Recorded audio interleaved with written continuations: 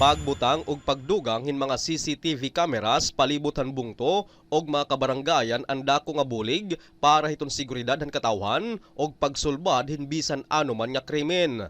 Darahini nga mga CCTV cameras nga napalibutan bungto og pera nga mga barangayhan poblasyon, andamo na ang mga insidente nga pagpangawat ang naresolbar.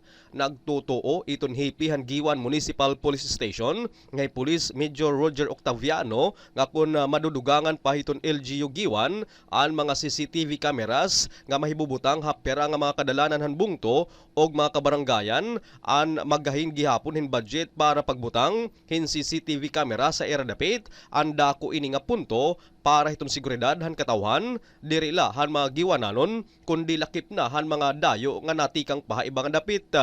Kasumpay hini adi pa ang naging pamahayag ni Police Major Roger Octaviano ang OIC Chief of Police han Giwan Municipal Police Station. Itatong nga sisiguro na kada may naikado na insidente na akong tututukan. Tanan na among may himuan mo talaga bibilan pangagin at masulbar. Pero sa rin pa man, may ano talaga mga panghitag o mga insidente na may time talaga na ligod nakakaya malutas. Ang mutay ano rasugan, bisan pa din na malugar. May alagod talaga gyud lalo pa kung talaga as in waray good naka-identify kung hindi na nagbuwat, waray good kita makukuha ng mga ebidensya.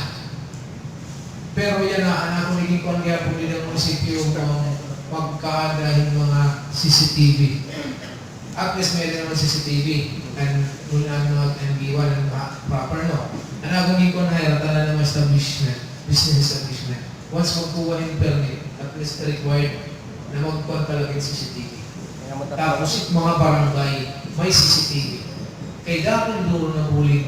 Ang naging pamahayag ni Police Major Roger Octaviano, Chief of Police han Giwan Municipal Police Station.